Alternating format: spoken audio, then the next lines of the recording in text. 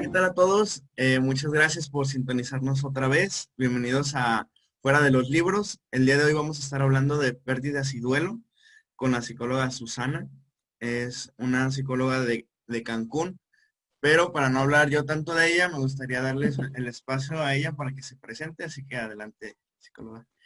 Muchas gracias, doctor. Bueno, pues mi nombre es Susana Correa, soy psicóloga clínica, estudié la licenciatura en la Universidad de las Américas Puebla, tengo un doble máster en ISEP que hice en Barcelona, que es en Psicología Clínica y de la Salud, tanto para adultos como infanto-juvenil. Yo me especializo más en adolescentes y adultos, tengo un diplomado en intervención en crisis y atención al suicidio, y actualmente estoy cursando un diplomado en terapia breve y posmoderna. Entonces, el tema de hoy va muy relacionado con ello.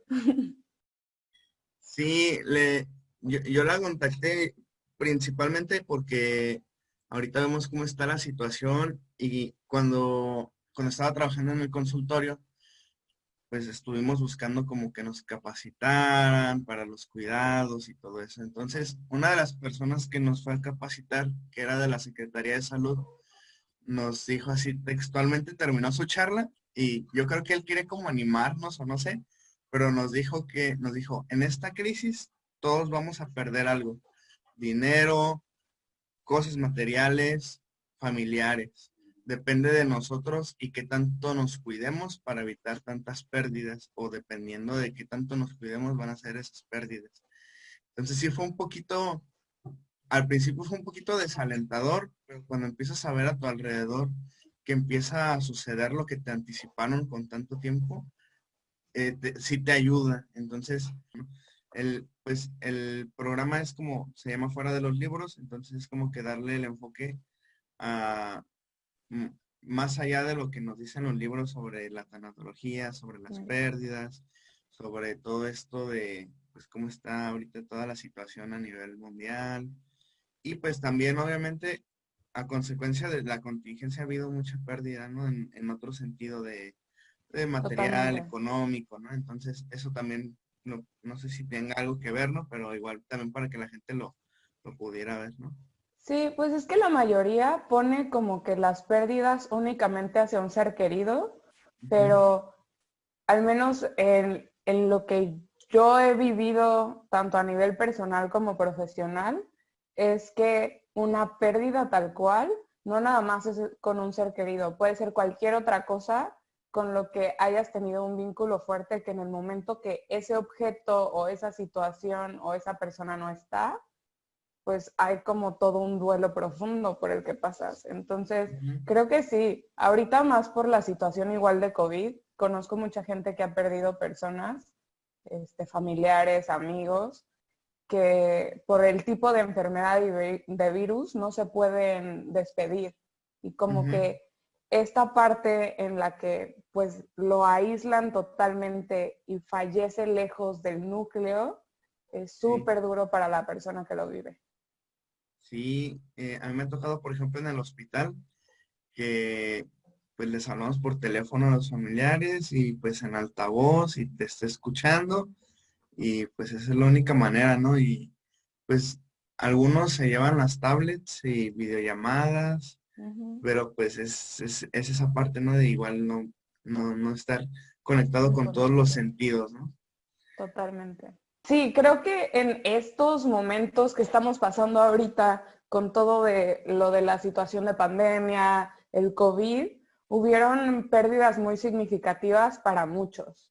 Este, tanto en lo laboral, al menos por ejemplo aquí en Cancún, que vivimos del turismo, al no haber turismo, hubo mucho desempleo.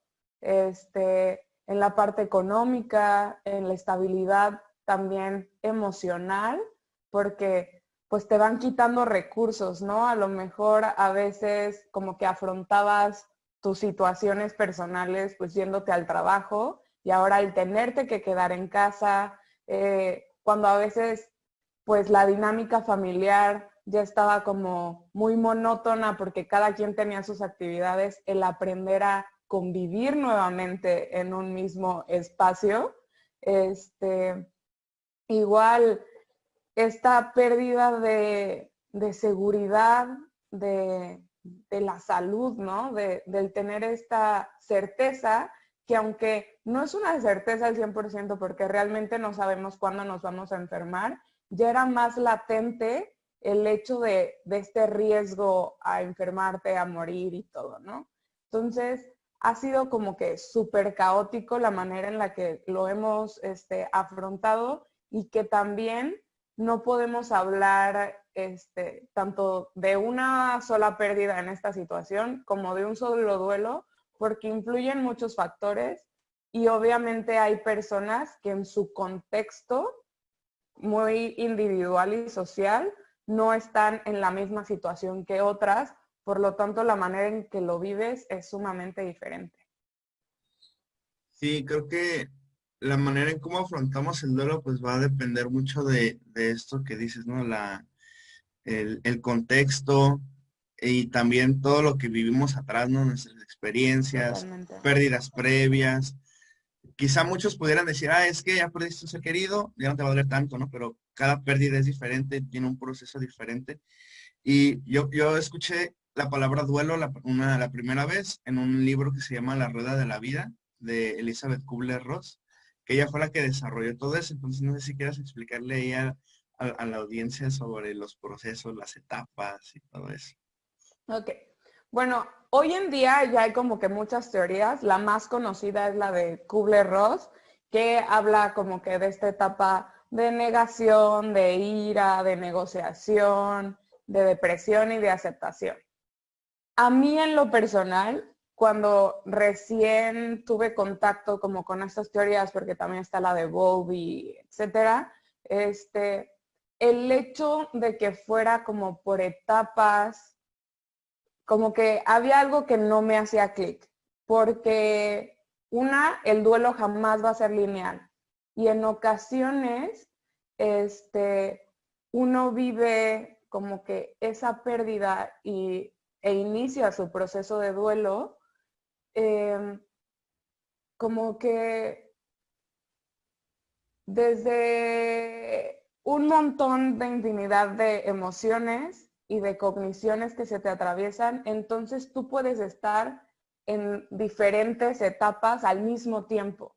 O sea, no es que de una pases a la otra, etcétera, etcétera. Entonces creo que esta genera como que mucho más expectativas que en ocasiones en el doliente es, chin, ¿por qué no lo estoy pasando así? Y entonces se genera culpa, etcétera, etcétera. Se me hace una buena teoría más o menos para ir entendiendo lo que es el duelo, pero a mí en lo personal me gusta más la de la teoría de aceptación y compromiso, que no habla tanto como de etapas, sino la manera en que lo vives desde el acercamiento a la pérdida o la evitación a la pérdida. Quizá algunas veces al estar afrontando tu duelo y empiezas a ver que no es como lo estás leyendo o como te lo están diciendo, pues uno pudiera pensar que quizá ya está mal, ¿no? Algunas veces llegué a escuchar el término de duelo patológico o algo así, no sé. Sí. También he encontrado como que en los libros, como que al menos en mi opinión se patologiza mucho el duelo. Ajá. Como que te dan ciertas, por ejemplo, se vuelve duelo complicado después de los 12 meses. Ujú, Ajá, según quién. O sea, es ujú. como, dependen muchos factores, influyen demasiadas cosas en tu contexto que pueden hacer que un duelo se vuelva complicado o no se vuelva complicado. Sí, Entonces sí, creo que es más allá de los ok. libros. Que en algunos libros lo hablan como que eso está ya mal o que eso ya hay algún problema para la persona, o cómo es. Bueno, en el DSM-5, que es este manual de diagnóstico que utilizan tanto psiquiatras como psicólogos, se habla acerca de este duelo complejo persistente que habla mucho de lo que sería un duelo complicado. Y se Ujú, establece que es, si bien tiene como que todos los síntomas del duelo normal inicial, es cuando este duelo es como persistente a mayor de 12 meses y obviamente la vida normal de la persona que vive este duelo se ve afectada en todas sus áreas. O sea, empiezan a evitar como que el trabajo, el área social, hay como que una depresión importante y significativa que hay que atender, etcétera, etcétera. A mí en lo personal, siento que un duelo complicado no se debería de basar en un tiempo determinado, sino en cómo se vive la persona doliente. Porque obviamente cuando todas las áreas de su vida se empiezan a ver afectadas por este proceso de duelo, ya es cuando estamos hablando de un duelo más complicado, pero regresando a esta teoría de aceptación y compromiso, lo que sostiene un duelo complicado vendría siendo la evitación a la pérdida. Que por lo general busca, o sea, la persona que evita situaciones, por ejemplo, como que hablar de la persona, el ir a lugares que lo recuerdan a él o a ella, hablar de él o ella, etcétera, etcétera, tienden a generar como una paradoja, porque entre más tú estás enfocado a evitar situaciones para no sentir dolor, inconscientemente suceden cosas que te lo recuerdan. Entonces el dolor se intensifica porque estás tan enfocado en no sentirlo que al final se siente muchísimo más intenso.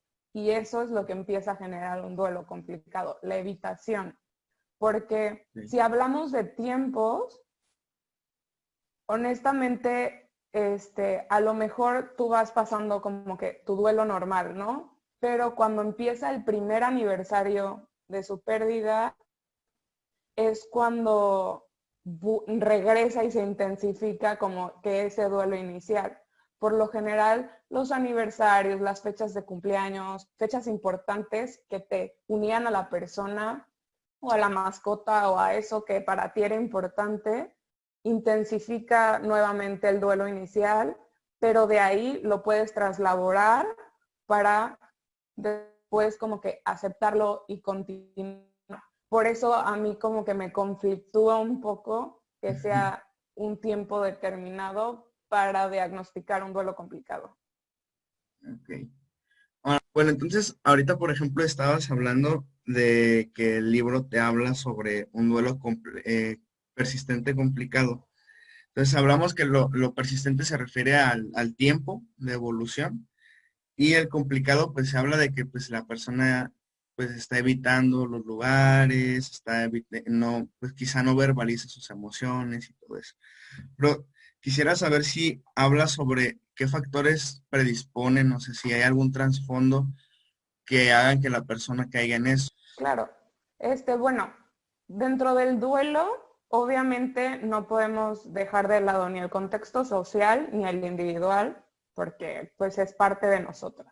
Hay varias cosas que influyen, tanto la relación con el fallecido, porque no es lo mismo, por ejemplo, de si no tienes relación de nada con alguien, que te enteres que falleció tal persona a cuando es alguien súper importante en tu vida, ¿no?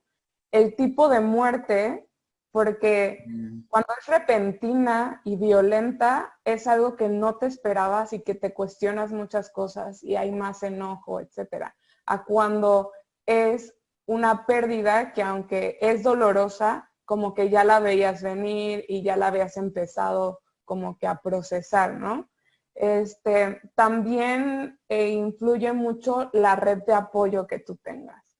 La red de apoyo y las tensiones actuales. No es lo mismo, por ejemplo, una señora que pierde a su esposo, que era el proveedor y el jefe de familia, a un adolescente que a lo mejor pierde a su abuelita, pero que no era una relación tan estrecha.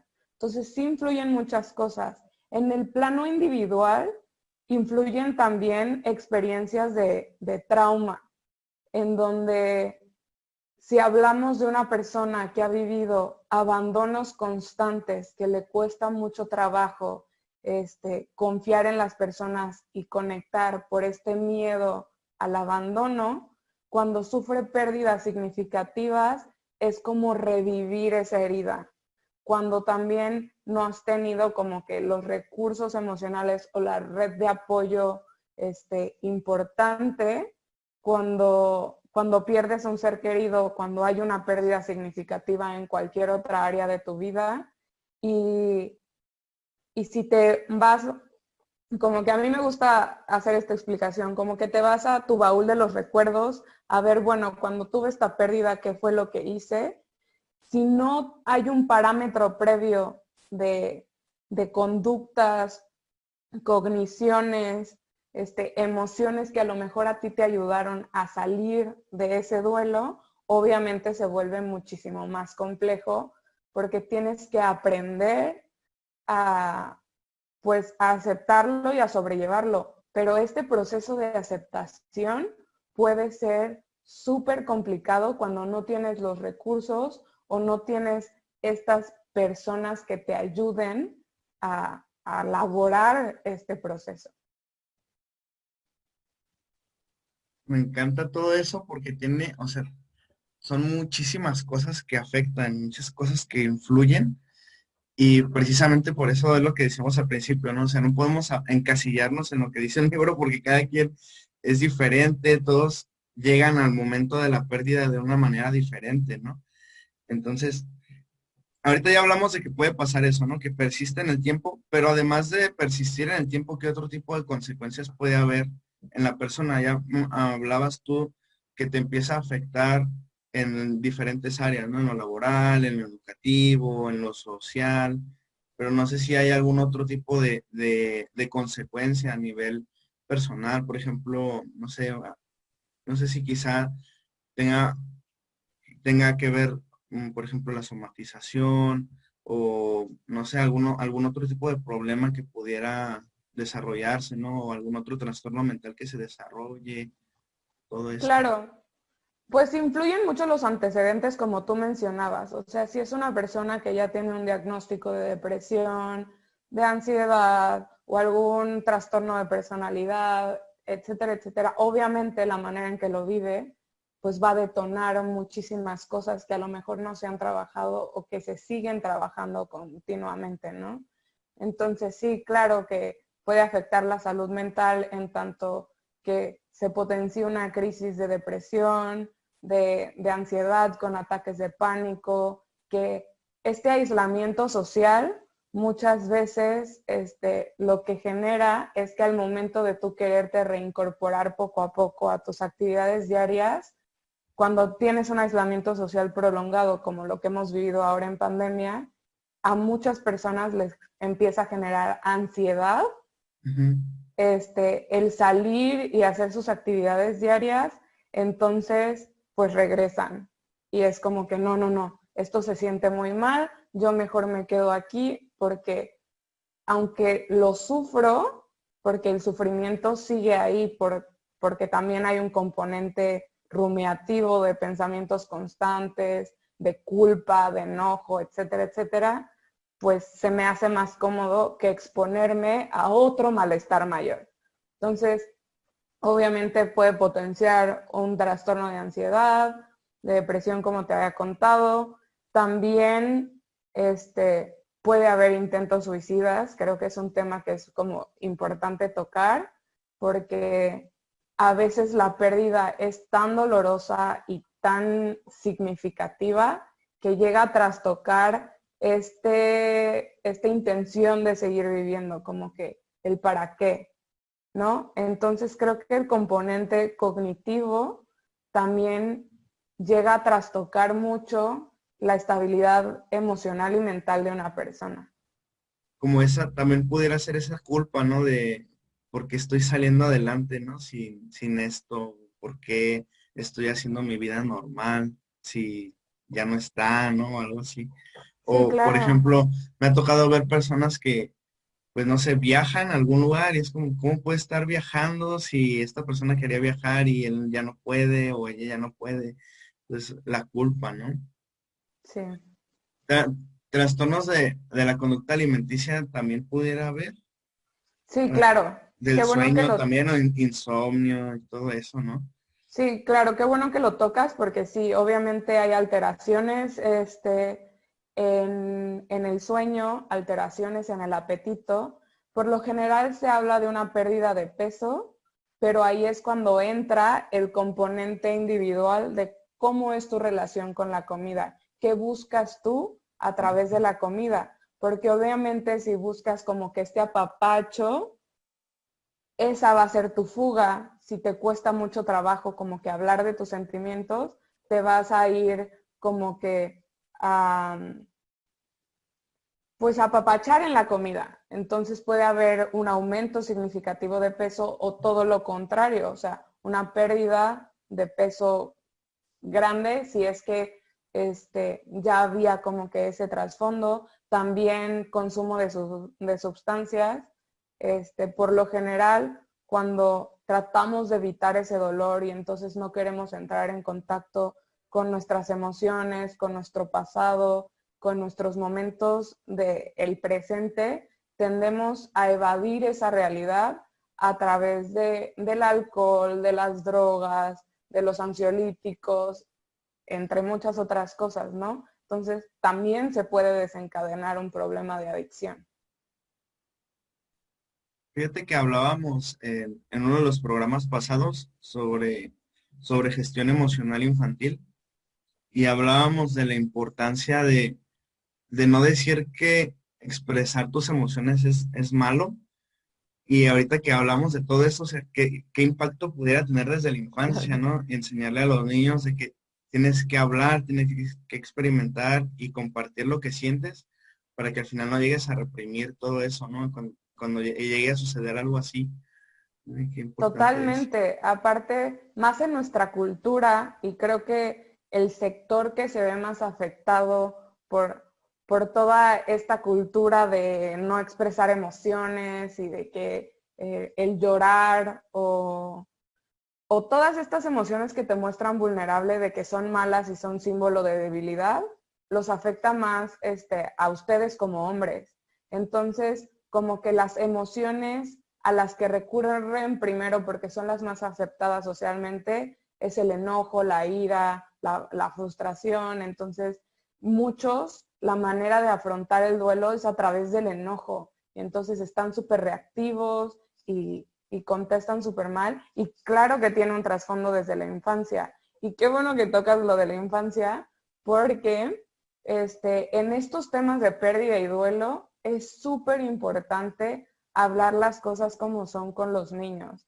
A veces el miedo de los padres es que el niño no lo pueda como que sobrellevar o superar, pero a veces les dicen cosas como, ay, tu abuelito se fue a dormir. Y pues el niño se queda así de, pero se fue a dormir para siempre. Entonces ahí pueden generar una fobia hasta para irse a dormir, porque es como Ujú. de que, no, pues si yo me voy a dormir ya nunca voy a despertar como le pasó a mi abuelo, ¿no?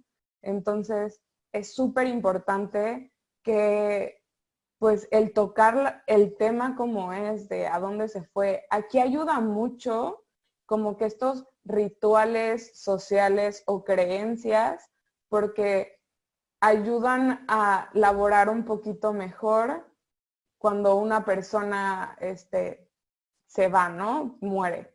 Entonces a muchos les sirve el de que ya está en el cielo. Eh, por ejemplo, el tema del novenario y Cuando les hacen rosario y los ajá, velan. de la Ujú, velación, ujú. aparte del significado religioso que cada familia le da, es un ritual de despedida.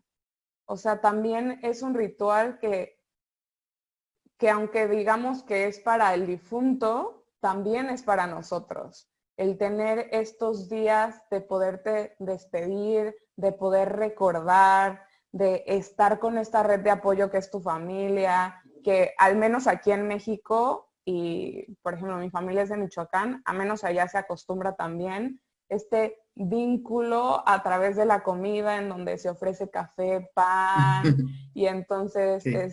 se platica, se recuerda. Entonces, si regresamos a lo de la teoría de aceptación y compromiso, cuando tú vives estos rituales, hay un acercamiento a la pérdida. Entonces, a pesar de que es doloroso, tu entorno te ayuda a procesarlo un poquito mejor. Al momento tú de recordar, aunque puedes reconocer que duele, también llega este sentimiento de nostalgia y hasta de felicidad de decir, wow, yo viví todo esto con esta persona, ¿no? Entonces, ese acercamiento es el que ayuda a elaborarlo mejor, el poder reconocer, ¿sabes qué? Hoy estoy muy triste, pero no pasa nada porque está bien estar triste, ¿no? Ujú. Perdí a alguien importante o perdí un trabajo importante y está bien que esté enojado, que esté frustrado, etcétera, etcétera. Entonces, este acercamiento es lo que hace que uno lo pueda elaborar mejor. Entonces, sucede lo mismo con los niños. Es importante involucrarlos. Tendemos luego como papás a, obviamente, con este objetivo de protegerlos, de no incluirlos en estos rituales. Ujú. Cuando al Sí, incluirlos tú normalizas la pérdida, porque él se va a afrontar a pérdidas durante toda su vida. Entonces tú al incluirlo, a lo mejor no va a ver al difunto, obviamente, pero al él observar cuál es el ritual, las emociones de todos, también empieza a normalizar esa parte. Entonces, en el infante también es muy importante el ser partícipe de estos rituales.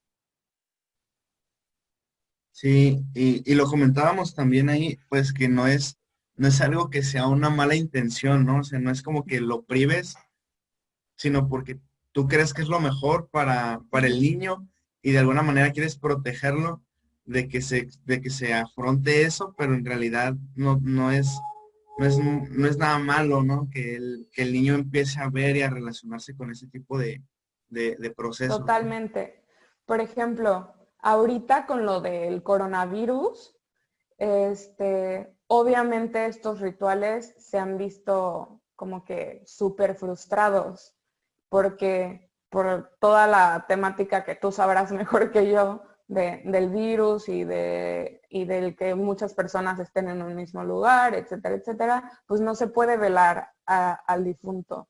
Y no poderte despedir, no poder tener el contacto, por ejemplo, en el hospital, para decirle adiós, que es muchas veces a través de videollamada, genera un impacto profundo en cómo tú vas a elaborar tu duelo, por lo que yo les recomendaría a todos los que nos están escuchando y viendo en este momento que busquen un espacio en el cual puedan elaborar un ritual en familia, ya sea a través de una carta, que todos le escriban y se despidan y mencionen como que qué aprendizajes se llevan de la persona y hagan como que un ritual, no sé, con velas o con globos o lo que sea, o que también si son muy creyentes de cualquier religión, pues que a lo mejor no con cuerpo presente, pero que después,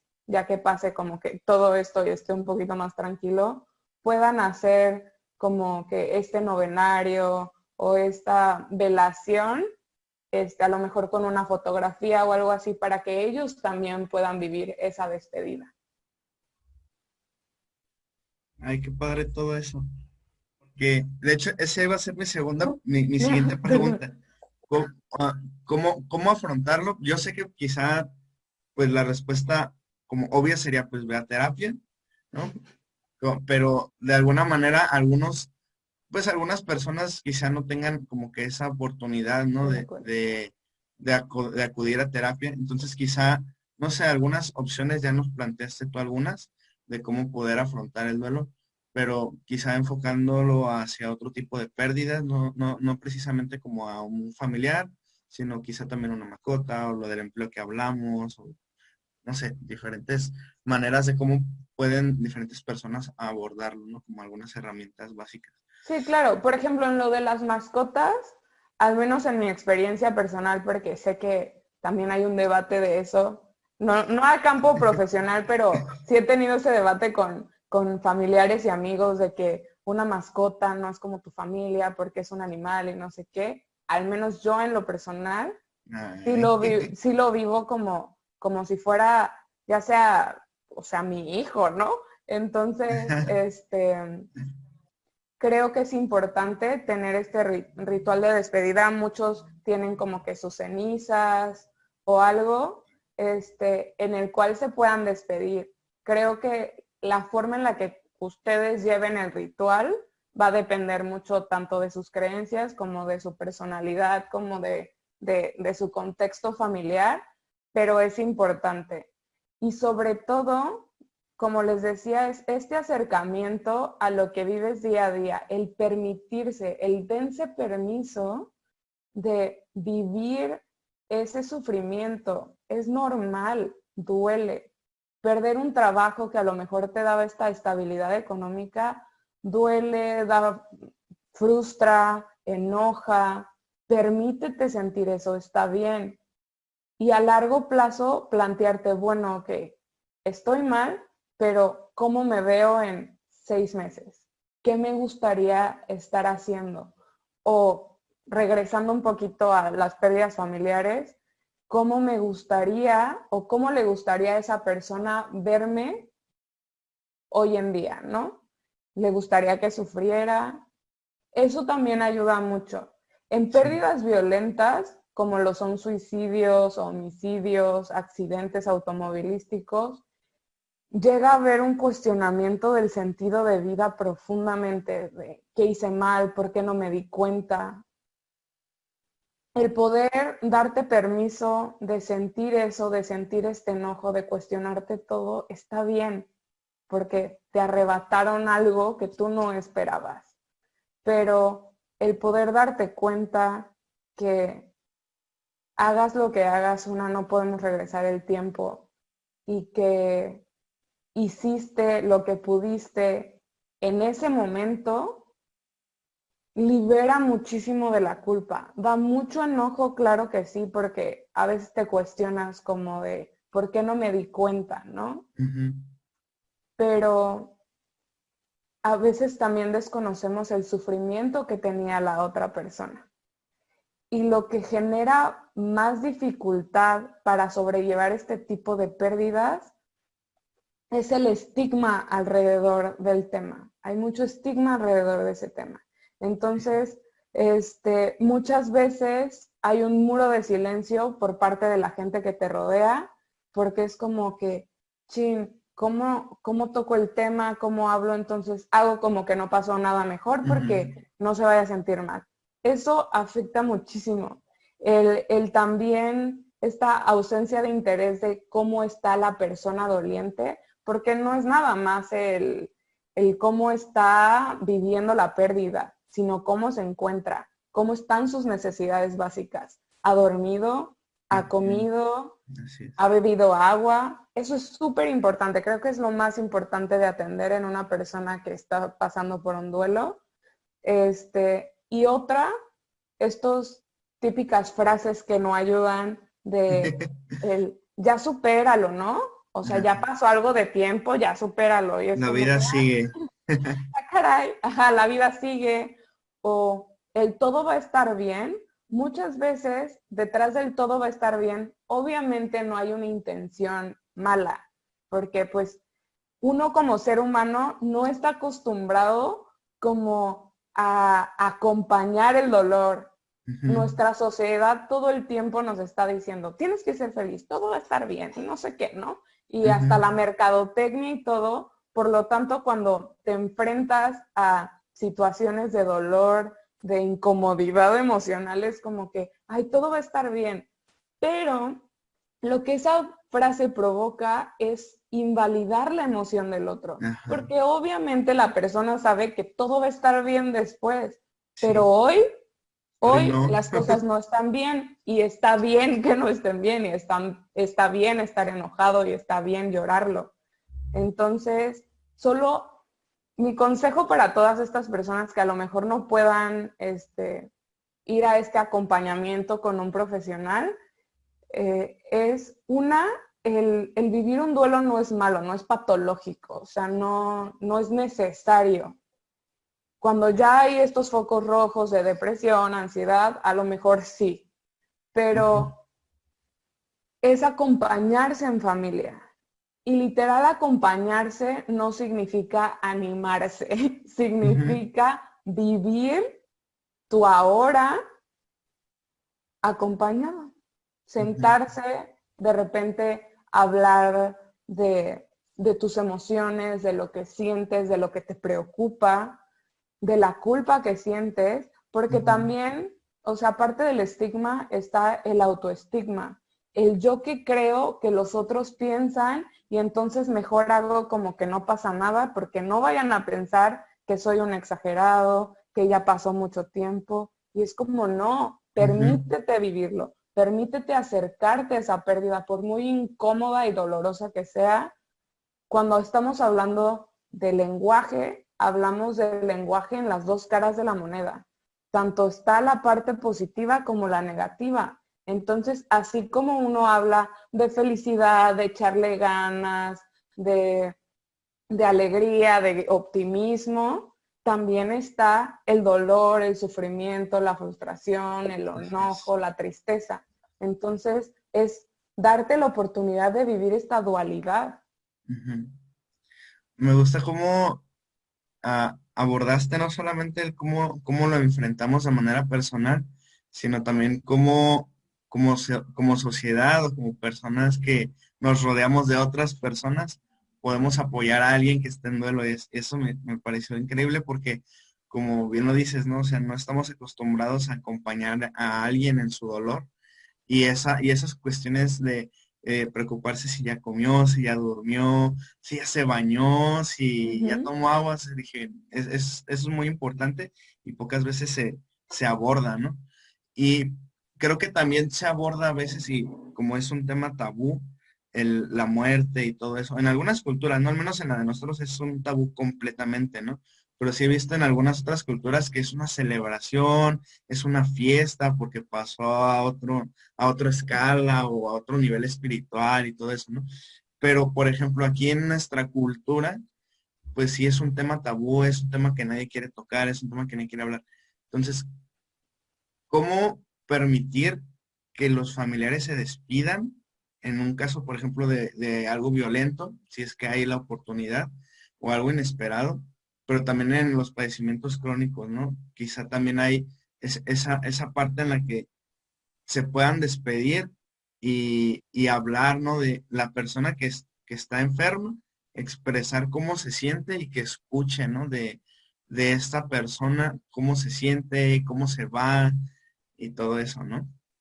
Sí, totalmente. Aparte, lo chistoso es que ante los ojos de otros países, creen que nuestro país y nuestra cultura es súper amiga de la muerte, ¿no? Ajá, Por toda esta película de Coco ajá, y el Día de Muertos. Y sí, o sea, de dientes para afuera, sí tenemos nuestra tradición y está bien bonita y ayuda mucho también como a recordar desde un lado alegre a la persona que se fue. Pero cuando se habla de muerte tal cual, sí es totalmente un tabú. Es como ujú, que, uy, no, no, no. Hasta cuando bromeas en esto de que, ay, ujú, bueno, si yo me muero, por ejemplo, yo tiendo a hablar mucho de eso porque pues es algo que uno nunca sabe cuándo va a ocurrir. Entonces, yo sí he hablado, por ejemplo, al menos con mi papá, y con mi mamá y mi hermano y mi pareja y todo, el hecho de que si yo me muero antes que alguno de ustedes, me gustaría esto y esto, ¿no? ujú, Este, desde la normalidad, porque realmente no sabemos. Y creo que las muertes que duelen más son las que van en contra del orden natural. ujú. Por lo general, en los padres, la pérdida de un hijo rompe el esquema totalmente, porque biológicamente estamos como que estructurados a que tus hijos te entierren a ti, no al revés. Ujú. Entonces, esta alteración del orden natural, pues sí cuesta muchísimo trabajo, pero creo que una clave importante de, como tú decías, en los enfermos crónicos es escuchar al otro, porque nos aferramos tanto a, a que ya esté bien y a que siga luchando, que no nos detenemos a escuchar cómo lo vive la persona enferma, cuál es su cansancio y cuál es su deseo. Porque obviamente el aceptar que ya se va a morir es, no, o sea, ¿qué va a ser mi vida Ujú, sin esta persona? El sistema o la dinámica alrededor de una persona enferma crónicamente es que todos se ajustan a la enfermedad. ujú, Entonces, si tú quitas eso, ¿qué pasa? Es como que, ¿y ahora qué voy a hacer ujú. con mi tiempo, no? Sí. Pero creo que como tú mencionabas, es súper importante el poderse sentar y poner las cosas sobre la mesa y el poder preguntarle a la persona enferma cuáles son sus deseos, qué le gustaría hacer, porque a veces es súper cansado el estar en camilla todo el tiempo, con medicamentos todo el tiempo, en donde la persona enferma acepta primero su muerte antes que cualquier familiar. Ujú. Y el poderse sentar y acompañar y llorarlo también, porque a veces uno se quiere hacer el fuerte de, no voy a llorar porque qué va a decir y yo tengo que estar bien. Si yo lo Y estoy cuidando, ¿cómo voy a llorar, no? si yo lo estoy cuidando, ¿cómo voy a llorar? Pero, pero no, porque a veces también la persona enferma se siente egoísta y se siente como que sola en este proceso de vivir sus emociones, de vivir su propio duelo, en donde conectamos a través de la vulnerabilidad. O sea, si buscamos conectar a través de nuestras barreras, esto no va a pasar. Es Ujú, importante que nos permitamos el poder hacerle saber al otro que nos va a doler que se vaya, pero también asegurarle, y este proceso cuesta mucho trabajo. Yo a nivel personal lo he vivido muy de cerca con mi abuelita materna, que ya lleva muchos años mal de salud, en donde una vez estaba leyendo igual un libro y decía que en un enfermo crónico es importante hacerle saber que a pesar de que te va a doler mucho su pérdida y que va a ser difícil, que vas a estar bien y que lo vas a recordar desde, pues sí, desde la nostalgia, pero desde todas estas experiencias que, que te ayudaron y que te dejó esa persona. ujú, Entonces, el poder hacérselo saber es muy duro para el que lo vive, ¿no? Para el que se despide de esa manera, pero siento que también es muy importante porque en el enfermo hay mucha culpa y hay una carga de responsabilidad de no me puedo ir porque ¿qué va a ser de mis familiares? O sea, yo no los puedo hacer sufrir, ¿no? ujú. Y creo que también ustedes como profesionales de la salud deben hacerse como que este autoescan de cómo están, porque también el estar en Ujú, contacto con tantas pérdidas, con toda esta incertidumbre, son un sector vulnerable, ¿sabes? Entonces, porque no nada más están lidiando con sus propias pérdidas y sus propias emociones, sino que ujú. tienen que lidiar con las emociones y las pérdidas de todo su entorno. Ahorita la Sí, mayoría de ustedes, más los que están en el sector COVID, están como en piloto automático. sí. Entonces, sí es súper importante que desde ahorita, aunque estén en piloto automático de resolver y hacer, empiecen a hacer cosas de autocuidado, ¿no? Ujú, El irse antes de dormir, el decir cómo me siento hoy, el reflexionar sobre su día, el agradecer al menos una cosa buena de su día, porque cuando llegue la calma, es la parte que a mí me preocupa en los profesionales de salud, ujú. porque sí, ahorita están machacándole y de que qué tengo que hacer y vamos esto y el otro y aquí, ¿no? Pero cuando ya llegue este periodo de calma en donde esto ya no esté tan activado y entren más en contacto con su propio silencio, es cómo lo van a vivir. y es donde es importante que ustedes también presten atención. Como que esta parte del autocuidado es súper importante. Y no nada más, bueno, ahorita mencioné profesionales de la salud por el tema que estábamos tocando y porque creo que, o sea, sí es importante que atiendan sus necesidades también. Pero esto también va para todos aquellos que se encargan tanto de personas enfermas crónicas como también de familiares en duelo, en donde para tú poder cuidar, el autocuidado es prioritario para que tú también puedas estar estable y regulado para atender las necesidades del otro, ¿no? Hubo una pregunta que me hicieron que dice si en algún momento deja de doler.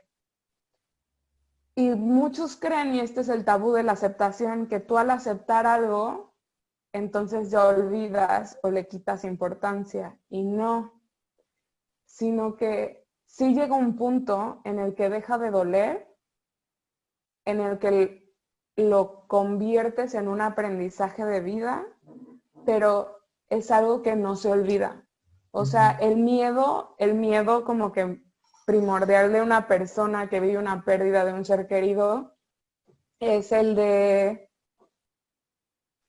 lo voy a olvidar, ¿no? Entonces, eso yo no puedo olvidar a mi persona, no sé qué, y empiezan a hacer como que muchas cosas para que quede intacta y hasta muchas veces se evaden el tema de que está muerto, es como que pues se fue de viaje y como que tienen estas ideas que al inicio es normal, pero si esto se mantiene, obviamente se genera un duelo muchísimo más complejo porque no te has permitido el aceptar que ya no está. Entonces, este proceso de aceptación, sí hay un dolor de por medio, pero que con el paso del tiempo, conforme tú te vayas acercando un poco más a esa pérdida, se puede lograr convertir en un aprendizaje de vida. Y también, por ejemplo, en estas situaciones, más en esto de pandemia que hemos estado viviendo, se potenciaron mucho los divorcios. Entonces, esta parte también es una especie de duelo en donde, pues, tanto la persona que se divorcia lo vive, porque a lo mejor fue inesperado o ya estaban mal, pero era esta evasión a la realidad de esto ya no funciona, entonces tenemos que tomar una decisión. Y también el duelo que viven los hijos. Entonces, es súper importante hablar del tema y en los hijos principalmente como que hacer hincapié en el que aunque ellos ya no sean pareja, siguen siendo sus papás y ese vínculo es el que nunca se rompe, ¿no? Ajá. Sí, que el problema del divorcio es papá y mamá y no afecta la relación de los hijos con cada uno de ellos, ¿no? O sea, es un punto de aparte y eso también me ha tocado ver que muchos papás o muchas mamás quieren involucrar a los hijos en el problema, ¿no? O como que chantajear, ¿no? De que, ay, no, pues no lo vas a ver o ese tipo de cosas, pero al final, pues recordar que el problema es nuestro, ¿no? Y los hijos no tienen nada que ver con eso y la Totalmente, relación es directa entre papá e hijo o mamá e hijos y hasta ahí. totalmente, sí. Se vuelven como estos hijos, botín, de tesoro, de que no, no, no, es mío, no, no, no, es mío.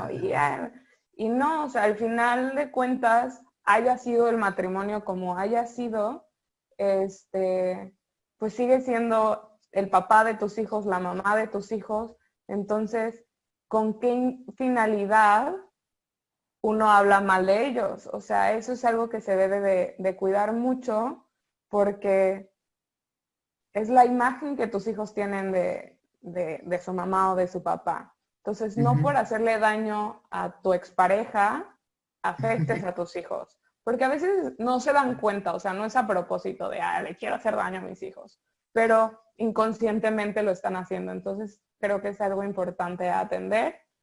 Y otra cosa que me gustaría comentar es cómo también a veces se romantiza la muerte, porque he tenido pacientes que llegan con mucha culpa porque tuvieron una crianza súper difícil, porque tuvieron unos padres muy violentos que nunca atendieron como que sus necesidades, y cuando fallecen sienten una liberación y un bienestar que les genera mucha culpa, porque aparte el entorno también les dice como, pero ¿cómo no estás triste si se murió tu mamá? Y dentro de ellos es así de, pues sí, pero me golpeaba siempre, siempre me hizo sentir que yo no era suficiente. O sea, esa parte creo que también se romantiza mucho, y creo que en cuestión de duelos y pérdidas es súper importante no juzgar, porque tú no sabes el contexto de la persona o lo que está viviendo la persona. Entonces, a pesar de que muchas veces se romantiza mucho la maternidad y la paternidad y este amor eterno hacia tus padres, pues hay papás que no fueron buenos papás, y que está bien si tú no estás sufriendo por su pérdida. Entonces se trabaja mucho también con esa aceptación de esa sensación de libertad, de tranquilidad y de paz, porque también pasa.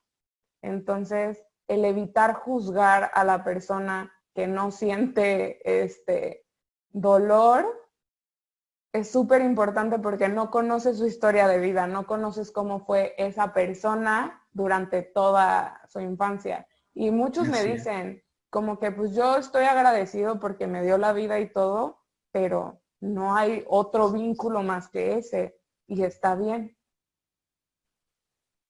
Wow.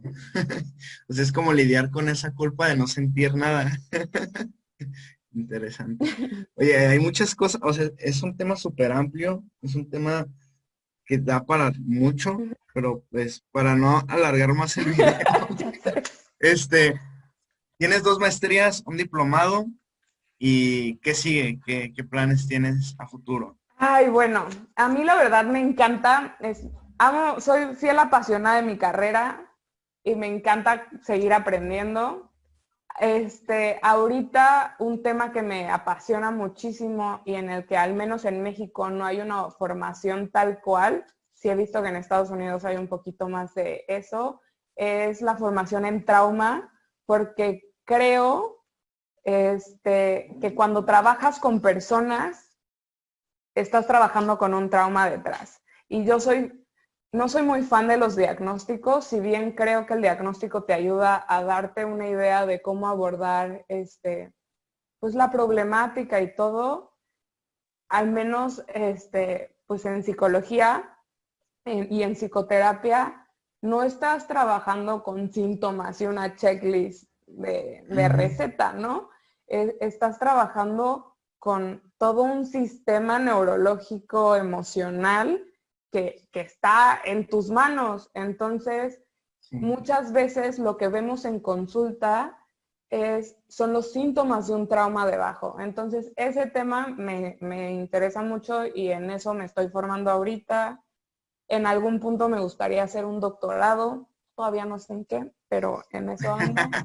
Este, y pues bueno, se avecinan como que más preparación.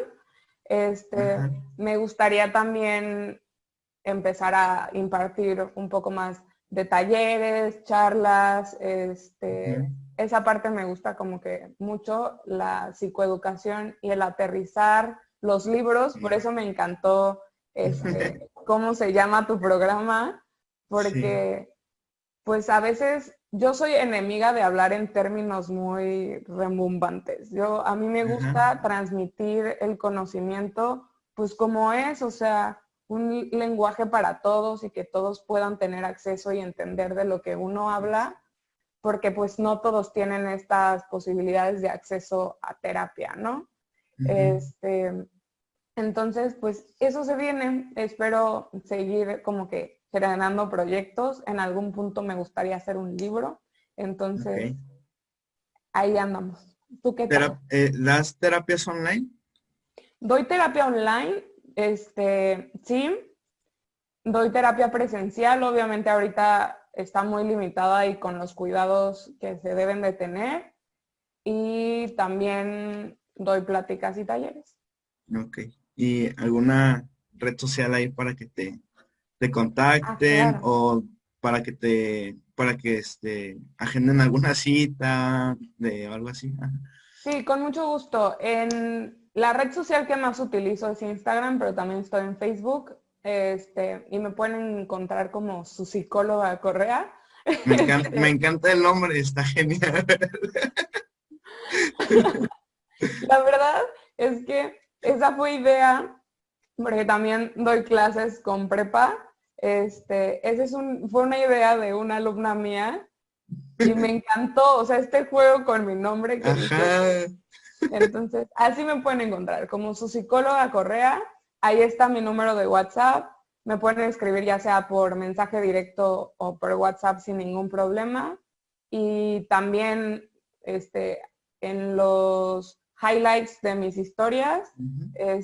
hay libros que les recomiendo también, porque muchas veces pues no podemos ir a terapia, pero pues un buen libro nos Sí, puede como que ayudar un poquito a gestionar cosas.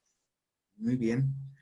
Pues muchas gracias, Susana, por tu tiempo. Gracias pues, por darnos toda esta plática y compartirnos todo lo que sabes sobre duelo. Creo que va a ser de mucha utilidad para toda la gente que nos va a ver o que nos está viendo. Así que, pues, nuevamente muchas gracias por tu disponibilidad. Aquí son las 8, no sé ya qué horas sean, Ay, acá las son 10, ¿no? las 10.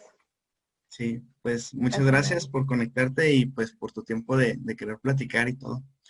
No, pues a ti por, o sea, por la confianza, por invitarme, la verdad me encantó tanto el concepto como la dinámica y todo. Felicidades también a ti por esta iniciativa. Gracias, gracias. Y pues muchas gracias a todos los que se conectaron. No se pierdan, próximamente va a haber más videos, más invitados, así que sigan ahí conectados con las redes sociales y con el canal de YouTube. No se olviden suscribirse. Y pues eso sería todo. Les mando un fuerte abrazo tecnológico. Cuídense mucho. Bye.